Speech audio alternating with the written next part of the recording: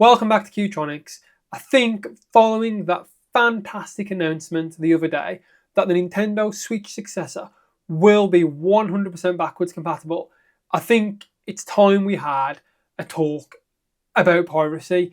Yes, Nintendo are always hot on piracy, closing things down whenever they get a chance, but I think it's time to talk about it because with the Switch 2 being backwards compatible, I think Nintendo are gonna have a real problem going forward. So firstly, let's have a little brief history about Nintendo's piracy issues. Now, going back all the way to the NES, or the Famicom as it's called in Japan, every time Nintendo has had a cartridge-based system, there has been some form of cartridge that has been created that works exactly the same as the Nintendo one. Something there that bypasses the security. Now, I myself didn't experience those consoles, but my first recollection of this was on the Game Boy. I remember going abroad and seeing 32 in one games, 365 in one game, and I remember as Pokemon started to take off, all of the fake Pokemon cartridges that are out there. To this day, we still have an absolute shit ton of fake Pokemon cartridges out there, to the point now where when you buy games in the US or the UK secondhand, you never know if the Game Boy game is actually just a fake cartridge. You have to open it up to have a look. Now, we can go through the Nintendo 64 era and the Game Boy era, but I think when cartridges became the biggest problem for Nintendo ever was on their best selling console ever, and that is the Nintendo DS. Every person I know had an R4 card. Now, it's crazy to think that that was such a big thing and it was on their DS. Now, as their consoles got smarter and smarter though, those cartridges started to disappear and we no longer had hacked cartridges. But the problem for Nintendo then arose was that software modifications became an issue. So I remember going back to the Wii days where you could completely crack open a Wii and install any games you wanted on it. And there was a point in the lifetime of the 3DS where you could install any game on the 3DS and you could go online with it.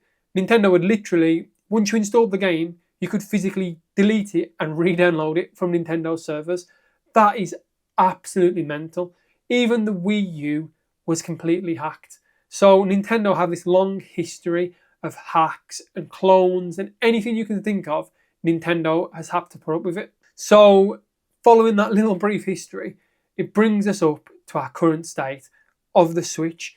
Now, if you're someone who doesn't look at the piracy scene for Switch, maybe you don't know what actually goes on. So at the moment, there are 3 areas of piracy when it comes to Nintendo Switch games. We have emulators, we have actual hardware and software modifications on the Nintendo Switch, and we have the Nintendo Switch fake cartridge, which is the R4 cartridge essentially for the Nintendo Switch. So I will timestamp as I go over each area and why it's a problem.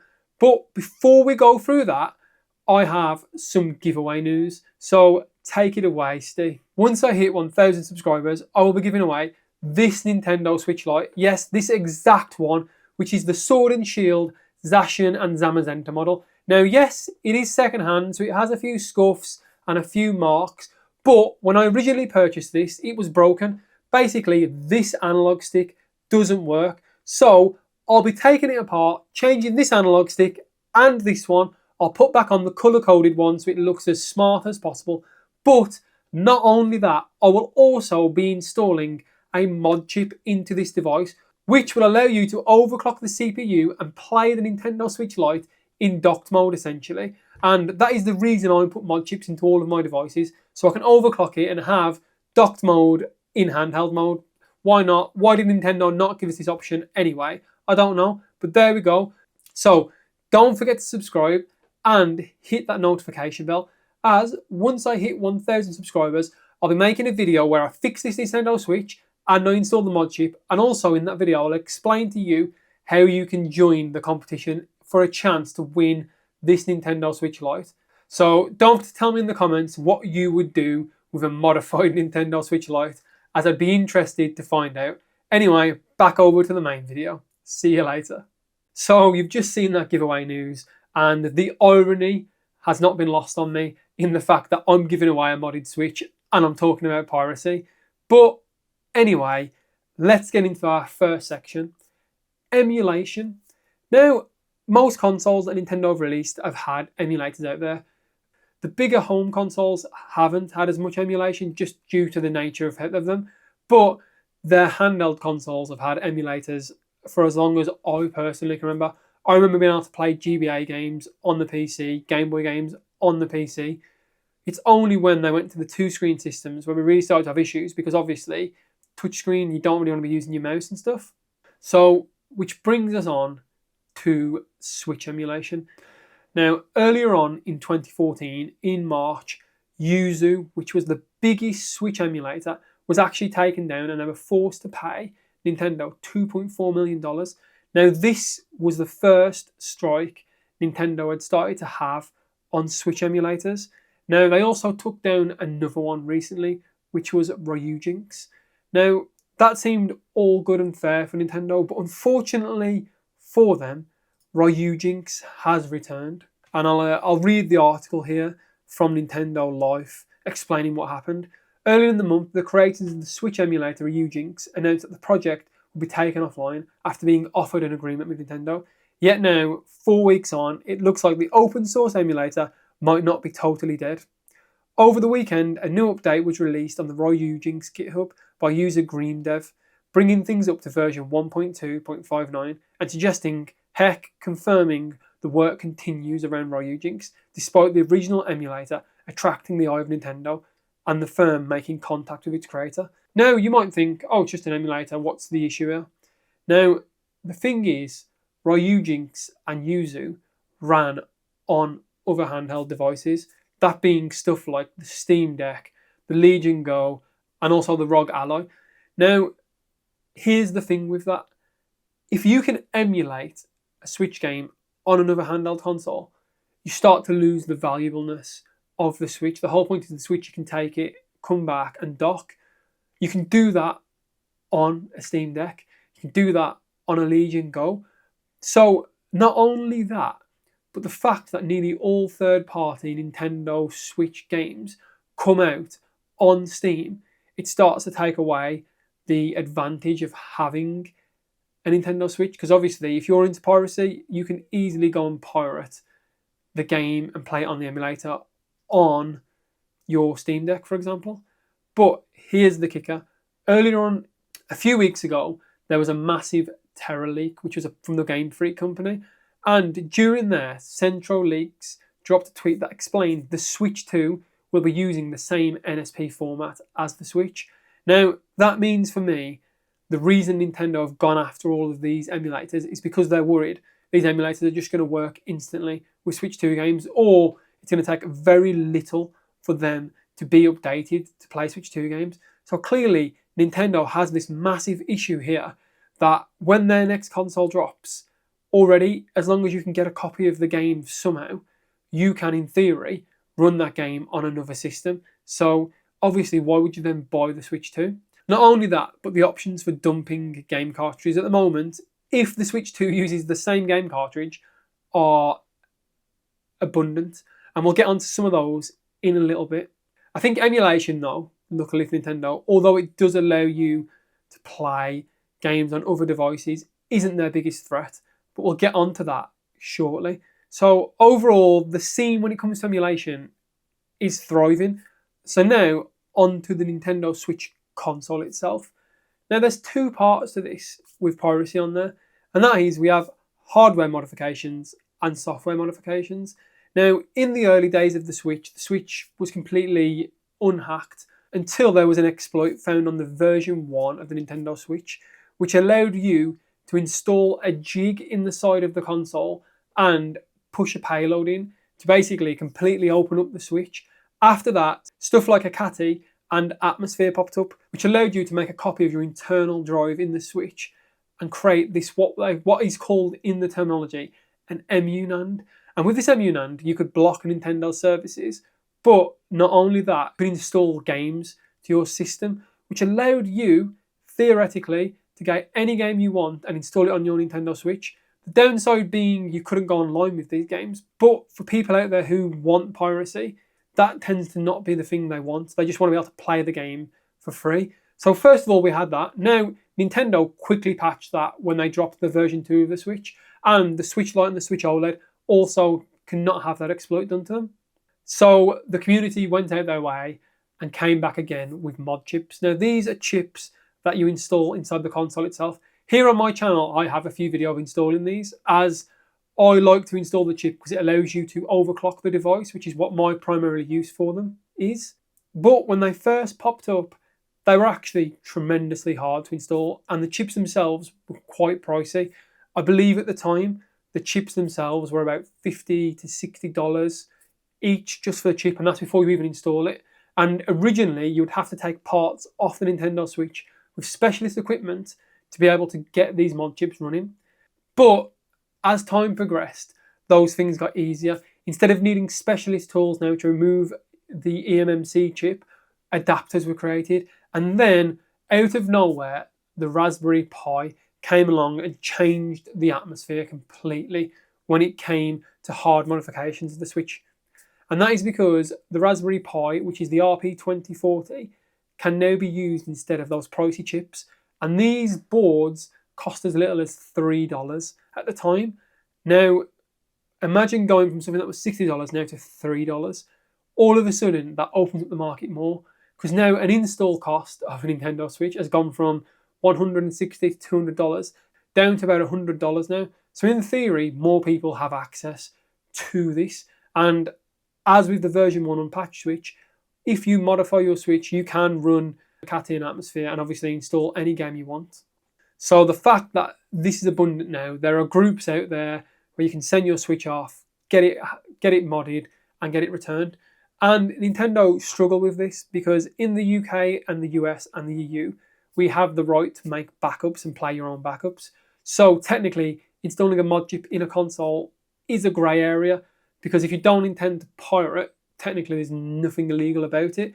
In Japan, it's completely legal to modify your console, so they don't have to worry about it there. But as you come to the West and we have laws around backups, it becomes a very grey area though. So as I said, you can find sites out there that will let you send your Switch to them and they will install it for you. And that brings us on to the final part of software and hardware modifications, and that is an app called Tinfoil. Now, Tinfoil is essentially an application that lets you install things onto your Switch. Now, as I mentioned before, technically installing things you make yourself or things that other people in the community have made is not illegal. Obviously, this app, though, can be used nefariously, and that is where tinfoil shops come from. Now, if you've ever heard of this, people saying, oh, where do I get my games from for Switch? Tinfoil shops are notorious out there. Basically, if you hack a Switch now, it's so easy to go and find a free shop out there and basically install any game you ever want for your Nintendo Switch onto it. So again, Nintendo have this massive piracy scene that they seem to be unable to control. Now, fortunately for Nintendo, this modification only works on the Nintendo Switch itself, and obviously won't work on its successor due to everything being different. So Nintendo don't have to worry about this side as much. Obviously, this does eat into their profits and sales, but as we move to a new console, they can almost ignore this and put it away, especially as I mentioned, when it comes to piracy, you can't play online. So if new games come out that people want and want to play online and they're only on the Switch too, they will have to move consoles, and obviously they lose this ability. Now, moving on to our final section, which is around cartridges. Now, this is where Nintendo's biggest worry lies, and I'll talk you through the scenarios. So when it comes to flash carts, there are currently two major ones out there. There's the MIG switch, which I have one right here, and there's something called the unlock switch, which is yet to be released as far as I'm aware, but they're making strides out there. Now, here's the thing. The way the MIG switch was designed is if you have your own cartridge games, basically, imagine you've got 10, 20 cartridge games. It's a hassle carrying them around all the time. The idea behind the MIG switch, and it's completely legal, is you could make a copy of your official cartridge and install it on here, and then you would only need to take one cartridge around with you. Now, the team that made this obviously knew it's going to be used for piracy. So as I've already mentioned, we have emulation and hardware modification. So why is the flashcard? So why is the flashcard the biggest problem? And here it is. So the way the flashcards work is you rip your copy of a game, and on that game there are several files, one of them being a certification to identify what game that is. Now here's where things get mental. If you are a person who just wants to make a copy of a game, you could theoretically buy the game brand new or buy it secondhand, make a copy of the game, back it up, and then sell the game on. Now, that sounds fine, right? You've sold the game on, you've made a copy. Here's where things go wrong. If Nintendo detects two certifications being used on two devices at the same time, both devices will get banned from online services. Now, you're thinking, well, you're pirating, do you really care? But here's the thing.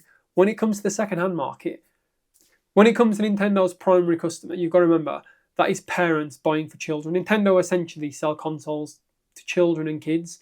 Now, as a parent myself and an enthusiast of the game, and I remember when I was a child, I bought a lot of second-hand games. So, as the MiG Switch and Unlock Switch, and eventually Chinese clones will come of these, get out there in the wild, people will make clones of their games and sell their games secondhand. Now, if you're a parent and you just don't know anything about piracy at all, you buy a secondhand game, you give it to your child, and all of a sudden your child starts crying because they can no longer go online and use the online services, that becomes a real problem. And not only that, there's speculation around the MiG switch and the certification files because the certificate is there purely just to let the game run. Now, in theory, as long as you have one legitimate game and you use that certificate for every other game that you pirate, theoretically Nintendo won't be banning you because it's the same cert. Now, out there, Nintendo could be capturing this information, ready to ban people straight away. But at the moment, it's up in the air whether that actually is the case. And if that is the case, that you only need to buy one official game, that just blows open everything. Because now, a MiG switch costs around $60. I was talking before about having to have something physically installed in your console for around $120. These cartridges are only going to get cheaper and cheaper as more clones become available. So just like with the DS era, we're going to have thousands and thousands of these cartridges out there. And if Nintendo start banning legitimate people because they bought a second-hand game and someone else had cloned it, I think that's where the problem strikes. Now, here's the other kicker when it comes to that. Nintendo have just announced the Nintendo Switch will have backwards compatibility. So, in theory, a Nintendo Switch cartridge will work on a Nintendo Switch 2 or the successor, or whatever you want to call it. So, the MiG Switch will work on there as well.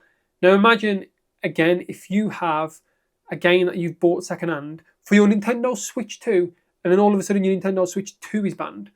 That is a tremendous thing. It will kill the second-hand market, which Nintendo obviously probably don't care about. If parents obviously start to realise this, start complaining to Nintendo, Nintendo's share price starts to dip because they're banning legitimate users because they think they're not. That is massive. And I start to question how Nintendo can even detect that. Because say I bought the game, cloned it, and sold it to someone else, and we both go online. Which one of us is the one you ban? In Nintendo either have to ban everyone that ever does it, killing the second-hand games market, which again would probably kill sales of the console itself, or Nintendo have to allow everyone with a legit cert to play. So all of a sudden, as long as you have a legit copy of a game, in theory, will Nintendo start to ban you? At the moment, we believe the cases they do. There are reports of people getting banned using MiG switches. We don't know how and what's happened with them. Maybe thousands of people use the same cert. Maybe Nintendo have found that there's a cert online, and if you have that online cert, you're instantly getting banned. Whereas maybe if you've cloned some games and sold them on, and only a few people are on the cert at the same time, maybe that is where they don't ban you. It's unknown, and basically because of that unknown, as more of these cartridges get out there, Nintendo will start to have this massive piracy issue on their hands where if they start banning legitimate users, all of a sudden the sales of their software and online services will also start to drop. Right then, guys, I'm going to hand it over to you. Do you think Nintendo has this massive future piracy problem coming up with the fact that Switch games will now work on the Switch too, and clearly piracy is rampant on the Switch? What do you think? And would you buy a MiG Switch, for example? Obviously, I have one and I've got all my legitimate games on there. Is that something you would consider? Also, let me know, how often do you buy secondhand games, as it's quite interesting to see if other people buy secondhand games as well. Thank you for watching. Please like and subscribe as it helps the channel to grow. And as was mentioned in this video, once I get past 1,000 subscribers, I will be doing a giveaway. So thank you for coming, and I'll catch you next time.